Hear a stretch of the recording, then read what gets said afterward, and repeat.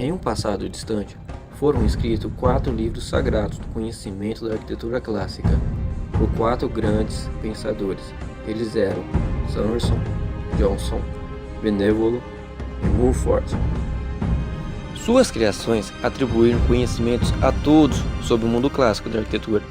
Porém, a era do conhecimento foi atrapalhada por Malévolo, discípulos dos grandes pensadores, que acreditava que tal conhecimento não deveria ser compartilhado. Furiosos com seu discípulo, os pensadores travaram uma épica batalha que resultou na morte de Malévolo. Decepcionados e tristes, os pensadores, diante da situação, concluíram que os livros eram muito perigosos para domínio público.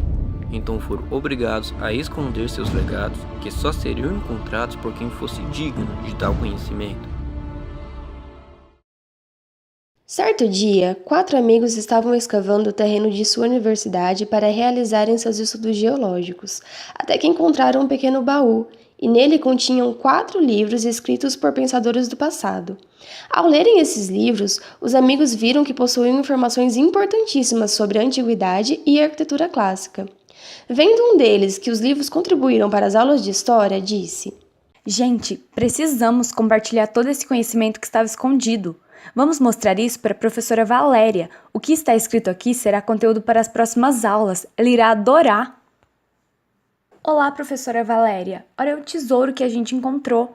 Estes livros estavam enterrados no terreno da universidade e vimos que eles relatam sobre a antiguidade clássica. Uau! Vocês encontraram os livros do Summerson, do Jenson, Benevolo e do Mumford.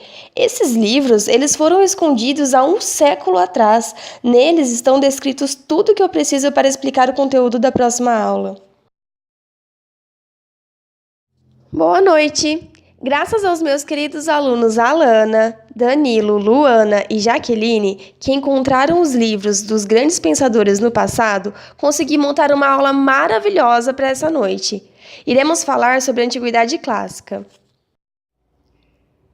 A arquitetura clássica sempre teve como objetivo alcançar uma boa harmonia e proporção entre as partes. E para alcançar essa relação, utilizava-se um número da beleza, a proporção áurea. Um dos pensadores dizia que um edifício clássico é aquele cujos elementos decorativos derivam do vocabulário arquitetônico do mundo antigo.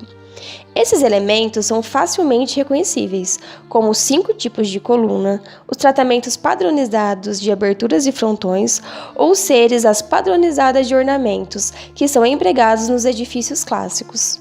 As colunas são denominadas como ordens, e no mundo clássico possuímos 5 ordens, sendo 3 gregas e 2 romanas. As ordens gregas são dóricas, jônicas e coríntias. Na Grécia Antiga, no período arcaico, ocorreu um processo de urbanização. Com esse processo, 2 cidades foram planejadas, Priene e Mileto. Ambas possuíam ágora, templo, estádio, ginásio e um traçado hipodâmico. Na organização dessas cidades, os edifícios públicos eram localizados em zonas irregulares do traçado. Neste período, houve também o surgimento das polis, que são cidades-estados. Estas eram governadas por uma elite social, econômica e militar. As polis possuíam um alto nível de independência. Tinham autonomia política e econômica. O centro político-administrativo das polis eram as acrópolis, que ficavam localizadas nas regiões mais altas das cidades. Lá encontrava-se o templo principal da polis e os edifícios públicos. Ao redor das polis havia um cinturão rural, onde eram produzidos parte dos alimentos necessários para a manutenção das cidades. As polis também possuíam portos, campos, ágoras e vilas. Como um exemplo de polis, podemos utilizar o exemplo de Atenas, que foi uma das mais populosas e prósperas polis da época. Na arquitetura grega, havia a preocupação em esculpir e edificar obras duráveis. No início, realizavam suas construções com madeira, mas ao longo do tempo passaram a utilizar pedra. As edificações possuíam características próprias. Eram compostas pelas ordens dóricas, jônicas ou coríntias. As ordens dóricas eram simples, não possuíam bases e costumavam conter estátuas de deuses ou heróis no topo. As jônicas possuíam uma base larga e um fuste elegante. Os capitéis eram como 2 caracóis, um de cada lado. Já as coríntias apresentavam em seus capitéis uma exuberância decorativa. Inspirava-se em rebentos e em folhas de acanto. Já nas ordens romanas, temos as colunas compósita e toscana. Na ordem compósita, associa-se às ordens jônica e coríntias, em que se inserem no capitel as formas inspirais do jônico e as folhas de alcantro do coríntio. A ordem toscana simplifica as proporções da ordem dórica. A coluna apresenta base circular, o fuste é liso, sem caneluras. Roma teve início nas margens do rio Tíber, por volta de 750 a.C. De uma pequena cidade, tornou-se um dos maiores impérios da antiguidade, tendo seu apogeu no controle de quase toda a Europa e parte do norte da África. Antes da queda do império, Roma se manteve bem estruturada e coesa através das redes viárias intermunicipais, planejamento urbano, infraestrutura urbana, diversão ao público, a famosa política pão e circo e poder centralizado e forte. Na cidade romana, havia 3 tipos de habitações. A ínsula, que era uma residência coletiva simples feita de madeira e tijolos, onde o térreo era ocupado pelo comércio.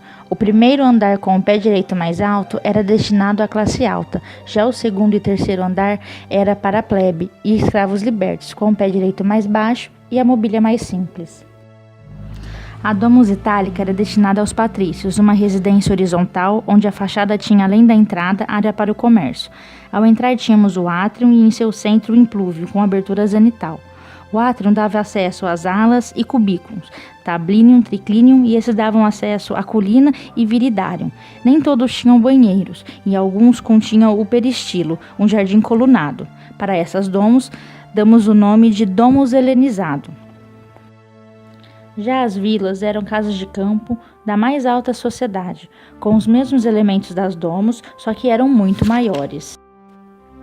Cada imperador que passou por Roma deixou seu legado na arquitetura. Os mais marcantes foram a Domus Áurea, feito pelo Nero, o Templo de Cláudio Divinos, o Coliseu e o Fórum, feitos pelo imperador Vespasiano.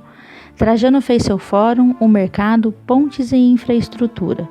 O Panteão, o Templo de Vênus e a Vila em Tivoli foram Adriano, e em seu império houve muita evolução técnica na construção. Todas as referências na arquitetura, no estilo de vida, na política, podemos ver até hoje. E na arquitetura eclética, como referências classicistas, podemos ver nas imagens a seguir.